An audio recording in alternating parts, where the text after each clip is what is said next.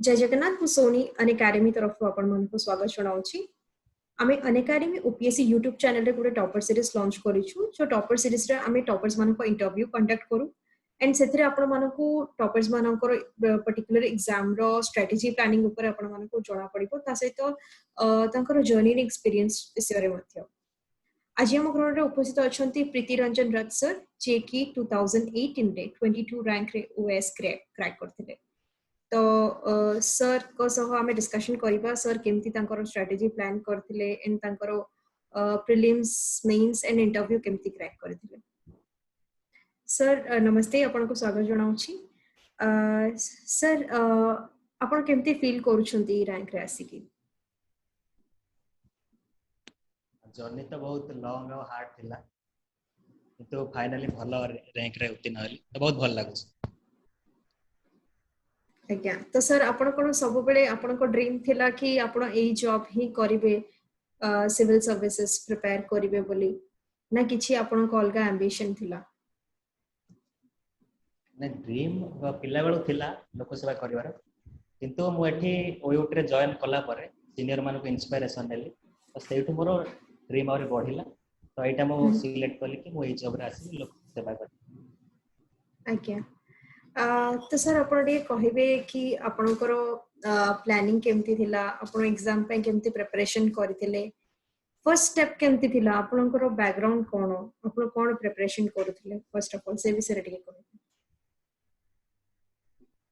First तो मो background agriculture background प्रथमे एटा गोटे long journey prelim main interview तो डिफरेंट स्ट्रेटजी रहबा दरकार। प्रीलिम पे अलग स्ट्रेटजी मेंस पे अलग स्ट्रेटजी और इंटरव्यू पे पूरा अलग स्ट्रेटजी रे प्रिपरेशन करिया को पड़े। प्रथम प्रीलिम्स कथा कहूछ मु तो जो एग्जाम रो 3-4 मास पूर्व मु भाबिथिले कि मु ए एग्जाम पे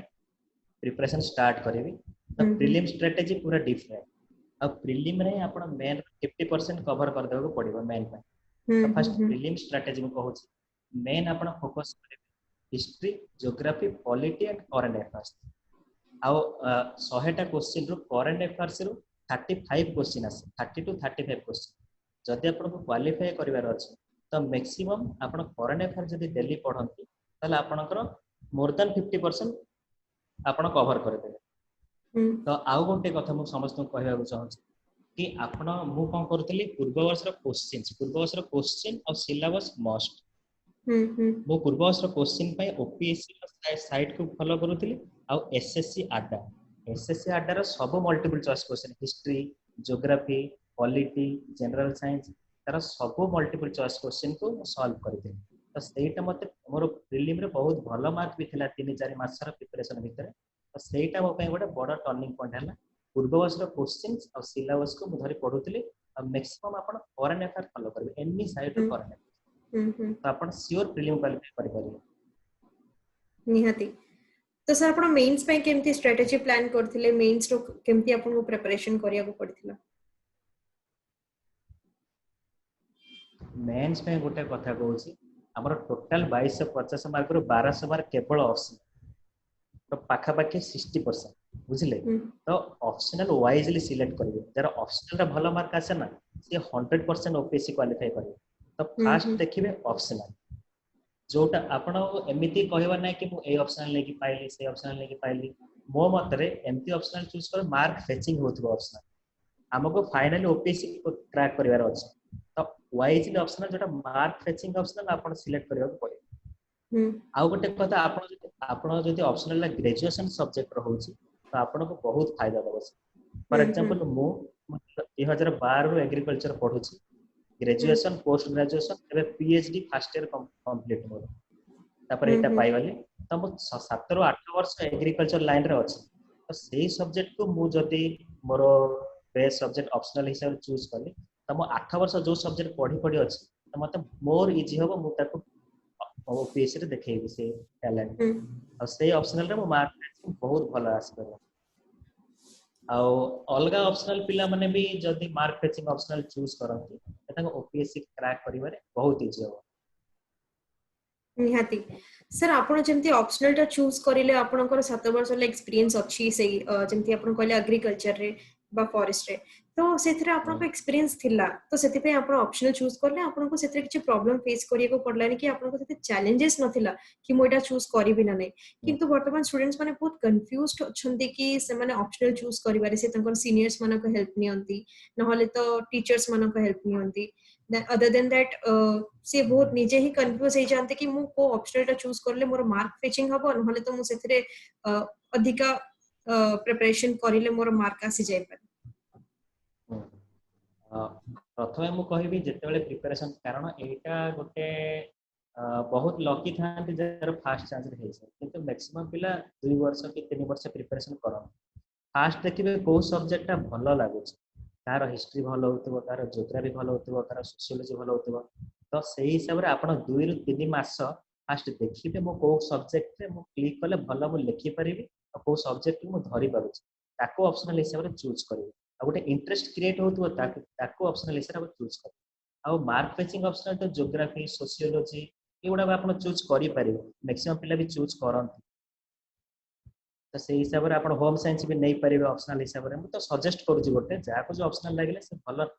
सेटा नहीं परिबो यदि ग्रेजुएशन सब्जेक्ट जो ऑप्शनल लो जदि बेस्ट अछि नहले मार्क फेचिंग ऑप्शनल लियंतु ओपीएससी क्रैक करिया सेटा मो सजेशन रहइबो पिला ओके तो सर एटा मेन स्टे हे गला आपनकर ऑप्शनल सब्जेक्ट ऊपर तो सर आपण किछि ता पे स्पेसिफिक नोट्स प्रिपेयर करूथिले ना कहार हेल्प नउथिले को एडुकेटर करो एक्चुअली आम जो 8 वर्ष मु कहूँ मु पढ़ी तो मोर पर्टिकुलर नोट बना के पूरा थिला आउ आंग्रव मेटेरियल हमर गोटे एग्रीकल्चर पय आंग्रव मेटेरियल्स अछि ऑनलाइन मेटेरियल अवेलेबल से आंग्रव मेटेरियल ईएनओ मेटेरियल आ मोर पर्सनल नोट मु तीनटा फॉलो करू आ स्पेसिफिक बुक भी अछि किंतु मु ताको नोट्स बने देथिली बुक्स रे तत मैं रिवीजन करबा को मते इजी हैला तो एग्रीकल्चर फॉरेस्ट्री ऑप्शनल तो कौन सी प्रॉब्लम मते ऑप्शनल रे क्रिएट करबा पड़ी नथा कारण मु 8 वर्ष से ऑप्शनल सहित जडित थिली आज्ञा तो एटा पय ताले आपन को सेते पे किछि चैलेंजेस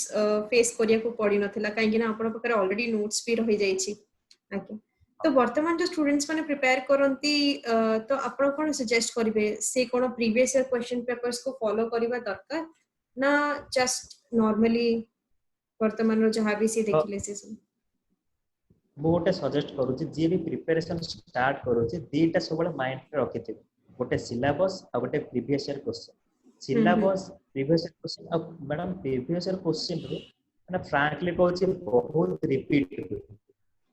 आपण प्रीवियस ईयर क्वेश्चन को आखि आगे रखी यदि प्रैक्टिस करथिबे राइटिंग प्रैक्टिस करथिबे 30 to 40% previous year question repeat हुए तो प्रीवियस ईयर क्वेश्चन मस्ट तापर सिलेबस वाइज पढिबे एक्स्ट्रा बाहर पढिबा दरकार नै आपण को टाइम भी होबनी आ मुंडो भी खराब हो सेते पे सिलेबस और प्रीवियस ईयर क्वेश्चन ए दिटा आखि आगे रखी कि आपण प्रिपरेशन स्टार्ट कर एक्स्ट्रा प्रिपेयर करबा तार भी किछि लिमिट रहिबा दरकार नहले से मानन को ही कंफ्यूज लागिबो कि मु केते सारा प्रिपेयर करबी बोली नियाती हां आपण जदि अधिक प्रिपेयर करते रिवीजन करि परिबे आ ए ओपीएससी यूपीएससी से केवल मागे पिला केते रिवीजन करिछि कारण रिवीजन कले आपनकर क्लैरिटी आसी आ से क्लैरिटी ही एग्जामिनर देखे पिलार क्लैरिटी अधिक लेखिबा कोनी से क्लैरिटी अछि कि नै सेटा तो सर आपनकर इंटरव्यू रो केमती हेतिला इंटरव्यू पे आपण केमती प्रिपरेशन करथिले केमती आपण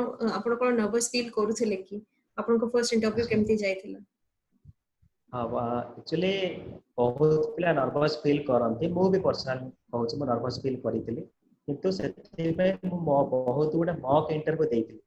आ एग्जाम मेन एग्जाम पर आपण को 3 रु 4 मास टाइम मिली जिवो कारण रिजल्ट बाहरिबा मेन एग्जाम रे 3-4 मास टाइम लागे तो इंटरव्यू पे बहुत टाइम मिलिबो आ रिजल्ट बाहरला 1 मास पर आपण का इंटरव्यू थिबो सेति पे आपण को बहुत टाइम मिलिबो तो मॉक इंटरव्यू आपण मस्ट दवा पड़ो नर्वसनेस को काटिया तो आ गोटे कथा इंटरव्यू काहा को केमती क्वेश्चन आसी पारे तो सेटा फिक्स न कहार केवल बायोडाटा रो क्वेश्चन आसे कहार हॉबीज रो क्वेश्चन आसे कहार ऑप्शनल रो क्वेश्चन आसे और टोटली से माने प्रथमे फ्रैंकली हेबा चेष्टा करिवे से माने केबे भी आपण नर्वस फील करबा देबेनी जेंति आपण एंट्री करिवे कोन खाइछो मु फॉर एग्जांपल मो कथा मु कहू जे पतला अछि तुम काहे खाउ न मते पचार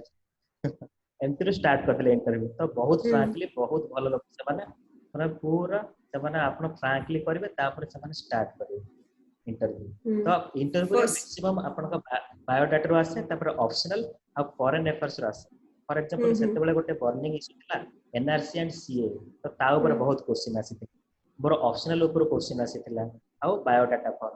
फॉर्म ता आपन भल से प्रिपेयर करिए जाइथिले मैक्सिमम क्वेश्चन बायोडाटा फॉर्म रो आसे तो सर फर्स्ट से माने आपन को कंफर्टेबल फील करे दियंती बिल्कुल ही तापरे जाय कि आपन सारे क्वेश्चंस डिस्कशन करन निहाती बिल्कुल कंफर्टेबल करेबे नर्वसनेस पूरा दूर करेबे तापर कहबे स्टार्ट करबा आपन हां करबे सब स्टार्ट करबे हम्म तो सर एटा तो हे गला किछि आपन पर्टिकुलर सब्जेक्ट सजेस्ट करिवे जोटा स्टूडेंट्स मानको बहुत फोकस्ड रहिया को पड़ियो जेमति आपन कहले करंट अफेयर्स ऊपर फोकस करिया को पड़िबो तापरे रहिला किछि हमर तो ऑप्शनल सब्जेक्ट सरी गला किंतु पर्टिकुलर सब्जेक्ट जोटा कि रेगुलरली हां सेमति केतरा सब्जेक्ट सजेस्ट करन तो जोटा कि ताको अधिक टाइम देबा को पड़िबो आ ताको रिवीजन भी करिया को पड़िबो मो गोटे स्ट्रेटजी कहूची आपन को मेन प्रिपरेशन मु 3+3+2+2 गोटे स्ट्रेटजी करिथे तो गोटे दीटा ऑप्शनल आपन को रहइला दीटा ऑप्शनल को 3 घंटा देबे आ जीएस 1 को 2 घंटा और जीएस 2 को 2 घंटा तो पर्टिकुलर आपन को प्रति दिन रे आपन को 10 घंटा बाहर करिया को पड़े ए strategy optional 1 optional 2 GS 1 GS 2 3-3-2-2 से हिसाब रे मोर स्ट्रेटजी बनेइथिली आ गोटे कथा आपन मैक्सिमम पिला इंग्लिश ओडिया रे फेल हे जा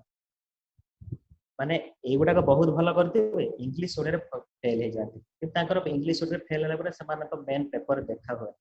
तो प्रतिदिन अध घंटे हो कि घंटे हो आपन को इंग्लिश ओडिया पढिबा पय पड़िबो सेटा गोटे आखिया का रखिथिबे आ जीएस 1 जीएस 2 रो मैक्सिमम जहा क्वेश्चन आस हिस्ट्री पॉलिटी आ करंट अफेयर्स ए तीनटा ऊपर फोकस करे समस्त history polity and current affairs एति करे आपन का 90% कवर हे जे तो ए तीनटा सब्जेक्ट आ ऑप्शनल मस्ट आ ए तीनटा सब्जेक्ट जे भलो फोकस कला से आराम से ओपीएससी क्रैक करि ओके सर तो ऑप्शनल रो आपन को स्ट्रेटजी तो बहुत इंटरेस्टिंग थिला समस्त यूज भी करबा दरकार निहाती समस्त एटा अप्लाई करिले भलो हबो सर एटा हे गला ऑप्शनल एंड मेन सब्जेक्ट्स ऊपर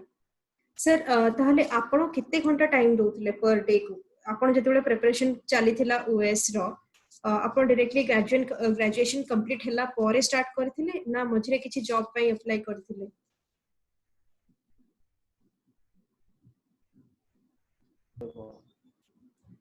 हां सर सुनी परछंती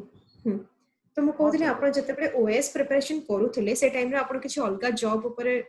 प्रेफरेंस देथिले प्रिपरेशन करिथिले ना खाली ओएस ऊपर आपण फोकस करिथिले नियत एक्चुअली आउ किछि जॉब रो कोन तो सर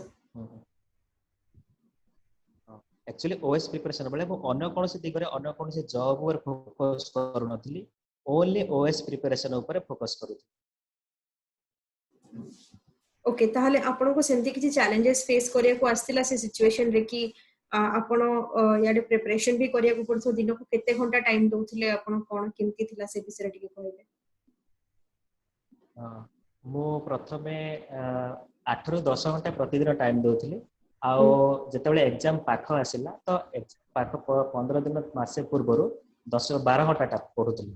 आ गोटे मैडम मु कहबा को चाहेबी एग्जाम मास गोटे मास पूर्वरु आपन को राइटिंग प्रैक्टिस ऊपर गुरुत्व देबा को पड़िबो प्रतिदिन सकाळ उठिले पूर्वस्त्र क्वेश्चन सेट 3 घंटा गोटे क्वेश्चन प्रति क्वेश्चन सेट को सकाळ उठले 3 घंटा आपन राइटिंग प्रैक्टिस करिवे देखिबे मो 3 घंटा रे सरुचि कि नै कोठे कमी रहि जाउछि बारंबार आपन को भूल को जदि आपन सुधारि पारंती ताहले आपन निश्चित सक्सेस मिलिबो प्रतिदिन गोटे सेट लेखि तो आंसर राइटिंग रो प्रैक्टिस भी निहाती दरकार आपण जदि आंसर राइटिंग प्रैक्टिस कोन से कोचिंग इंस्टीट्यूट रे भी जॉइन करि परिबे ताले से बेटर हो